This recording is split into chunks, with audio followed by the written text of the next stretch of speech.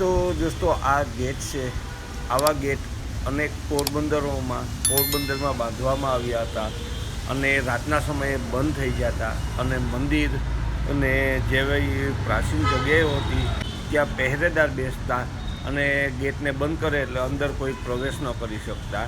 આ રાજા રજવાડાના વખતનું 250 વર્ષ પહેલાંનું આ મંદિર છે, તેમના હું તમને દર્શન કરાવું છું. અને અંદર જઈએ તો હજી 250 વર્ષ પહેલાંની બધી વસ્તુઓ યથાવત છે અહીંયા. તો આ રામટેકરી છે, ત્યાં રામેશ્વર મહાદેવનું મંદિર છે. આ ઓરડા બધા જુઓ તમે, આ રાજાશાહીના વખતના હયાત છે અને હજી પણ આ ગેટ. તો ગાઈઝ આ મંદિર તમે જુઓ, 250 વર્ષ જૂનું બાંધકામ છે અને 250 વર્ષ પહેલાં આ મંદિરનું નિર્માણ રાજાશાહી વખતમાં થયેલું હતું. અને આ મંદિર અત્યારે તમે આ એનો ઉપરનો ઘુમ્મટ છે, તમને બતાવું છું. અને જુઓ તમે, આ ડિઝાઇન છે, કોતરકામ છે અને નકાશી, અને તે દિવસનું અડીખમ ઊભેલું આ રામ મંદિર છે. અને રામ મંદિરના અંદરના હું તમને દર્શન કરાવું છું. જુઓ તમે, અડીખમ ઊભેલું પ્રાચીન જૂનું મંદિર રાજાશાહીના વખતનું, જો કે આપણા રાજાએ નિર્માણ કરાવેલું. તો દર્શન કરાવું છું તમને. અને જુઓ તમે, આ પ્રાચીન મૂર્તિઓ છે, આરસપાનની છે. જો કે આ તમને મૂર્તિ ક્યાંય બીજે જોવા નહીં મળે. અને તમને બાજુમાં જઈને બતાવું છું. ને જુઓ તમે કે આ બધી મૂર્તિઓ છે તે અત્યારે ક્યાંય મળતી નથી. અને આ અંદરની મૂર્તિઓ બધી પ્રાચીન અને જૂની છે તે સમયની, અત્યારે આ ક્યાંય જોવા મળતી નથી. અને આ બધા તે દિવસના બધા શાલિગ્રામ છે કે જુઓ તમે, આના પણ અત્યારે ક્યાંક જ દર્શન થાય છે કે જૂની જગ્યાએઓ પ્રાચીન વધી છે ત્યાં, બાકી બીજે ક્યાંય જોવા મળતી નથી. અને અંદાજે મારું માનવામાં એવું આવે છે કે મારા અંદાજ પ્રમાણે કે કૃષ્ણ ભગવાન અને રાધા હોઈ શકે છે, રામ અને સીતા. તો દોસ્તો આપણે ભાઈ આગળથી જાણીએ કે આ મૂર્તિઓ કયા કયા ભગવાનની છે અને કેટલા સમય જૂની છે અને મંદિર કેટલું જૂનું છે. તો આ મૂર્તિઓ બધી કયા કયા ભગવાનની હશે? આપણે આ રામ ભગવાન અને સીતાજી છે. આ પણ રામ ભગવાન અને સીતાજી. ઓલા રાધા કૃષ્ણ પણ અલગ અલગ એજમાં છે. માનો કે આ કિશોરાવસ્થામાં છે, ઓલા એનાથી મોટા, એટલે કે આપણે શું કહેવાય, નાનપણથી યુવાન સુધીની. બરાબર. અને રામ ભગવાન, સીતાજી ને લક્ષ્મણજી જે છે એ 5 વર્ષના છે અત્યારે હાલમાં. જેમ આપણે અયોધ્યામાં 5 વર્ષના ભગવાનને રાખવામાં આવ્યા એવી રીતે. બરાબર. અને હું છે ને અહીંયા એમ સમજો ને કે મારી 6ઠી પેઢી છે. મારા પહેલા પેઢીના જે મારા બાપા હતા, બુજુર્ગો, આપણા બાપ દાદાના, બરાબર, એ લોકોએ બનાવેલું હતું મંદિર પોતાના ઓલાથી. અમે ખુદ રામાનંદી બાવાજી છીએ, એટલે અમે રામની પૂજા કરતા આવીએ છીએ. તો દોસ્તો, જેવી રીતના આપણે કહીએ છીએ કે ભાઈ રામાનંદી બાવાજી આપણે બાપુ કહીએ છીએ અથવા બરાબર, તો આપણે અહીંયા બાપુ કહીને કોઈ બોલાવે છે તો બાપુ પગે લાગીએ, એવી રીતના કે તે લોકો પહેલાના જમાનામાં પૂજાપાઠ કરતા એ પેઢી હજી યથાવત સાચવી રાખી છે. અને 6ઠી પેઢીએ બરાબર ભાઈ હજી પણ પૂજાપાઠ કરે છે અને મંદિર તેમના બુઝુર્ગોએ બનાવેલું, પૂજાપાઠને સ્થાપન બધું બરાબર કરાવેલું. અને આ મંદિરને 250 વર્ષ પહેલા સ્થાપિત કરવામાં આવ્યું હતું. અને પોરબંદરમાં માત્ર એક જ આ મંદિર એવું છે કે ત્યાં પ્રાચીન અને જૂની 250 વર્ષ પહેલાની પરંપરા જાળવી રાખી છે. તો હું આગળના કમાળો, તે દિવસના તે સમયના બાંધકામ અને તે સમયના કોતરકામ અને ડિઝાઇન નકાશી છે એ તમને બતાવું છું. અને કોમેન્ટ બોક્સમાં મને જરૂર કહેજો કે આ મંદિર તમને કેવું. તો આ દરવાજા તે સમયના જૂના જમાનાના પ્રાચીન છે કે આમાં સૂર્યદેવ છે, જુઓ તમે. અને માનવામાં આવે છે કે ભાઈ આ દરવાજાની ચાંદીથી મઢાવેલા હતા અને એ સમયે જ બનાવેલા હતા. 250 વર્ષ પહેલા જ ચાંદીના કમાળ છે. આપણે કહીએ ને કે ભાઈ અમુક ચાંદીના રાજાશાહી વખતમાં અને મોટા પ્રાચીન મંદિરોમાં હોય છે. પછી ટાઈમના લીધે છે ને ચાંદી આપણે કેમ કાળું પડી જાય, હા. ગોલ્ડ કાળું પડી જાય, એવી રીતે થઈ ગયું છે. બરાબર.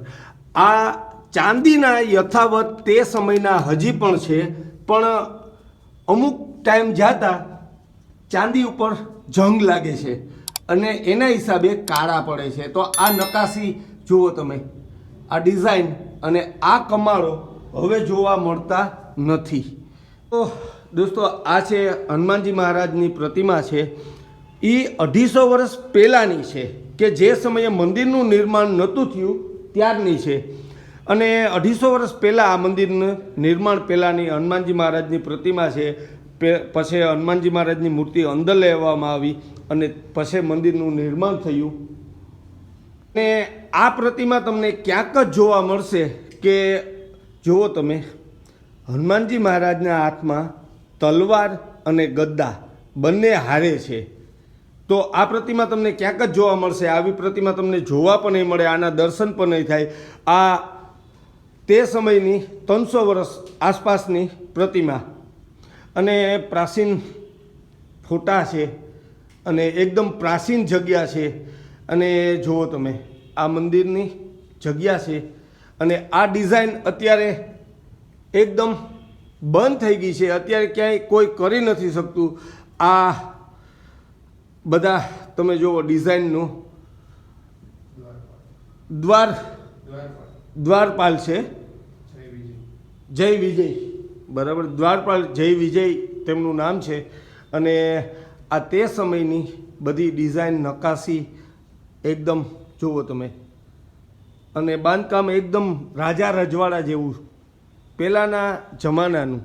તો આ સમય તે સમયનો કૂવો પણ અહીંયા હયાત છે.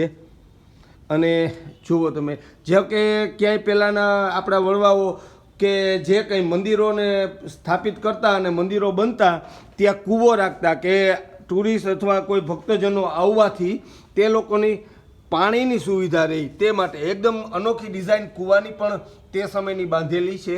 અને આ તે સમયનું મંદિર. તો જુઓ તમે દોસ્તો, અને મને કોમેન્ટ બોક્સમાં કહેજો કે કેવું લાગ્યું. તો દોસ્તો આપણે ઉપર જઈ અને વિઝિટ કરીએ છીએ અને જોઈએ છે શેખરનું કેવું બધું દેખાય છે.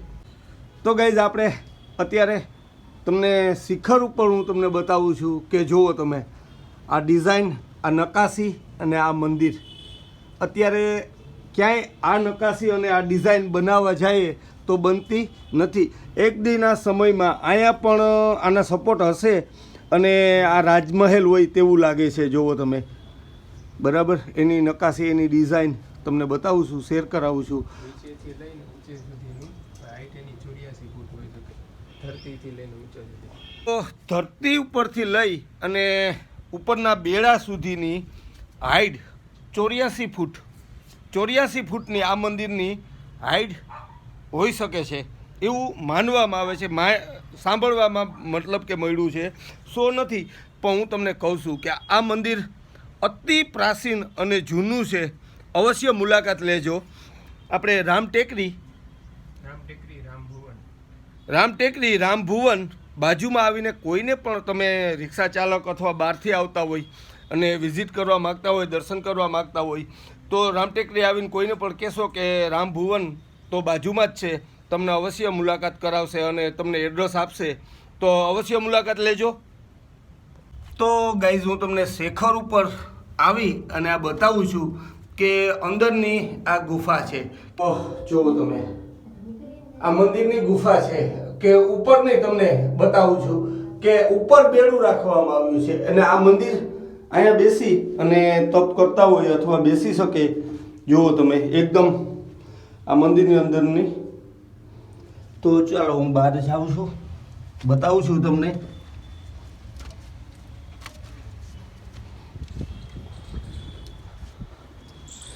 અને આ સાઈડમાંથી તમને બતાવું છું કે ઓલી સાઈડમાં હતું તેમજ સેમ આ સાઈડ પર છે. અને જુઓ તમે, એકદમ અનોખું લાગે છે. આ આપણે અહીંયા બેડું કહેવામાં આવે છે મંદિરનું. કળશ છે અને જુઓ તમે વિશાળ જગ્યા આવેલી છે. આ પ્રાચીન આ જૂના જમાનાના ઓરડા છે તે સમયના. અને અત્યારે જુઓ તમે એકદમ વિશાળ આ મંદિર. તમે ઉતાવળમાં છો અત્યારે? હવે તમને ખાલી અત્યારે બતાવી દઉં, પછી તમે નેક્સ્ટ ટાઈમ ગમે ત્યારે આવજો.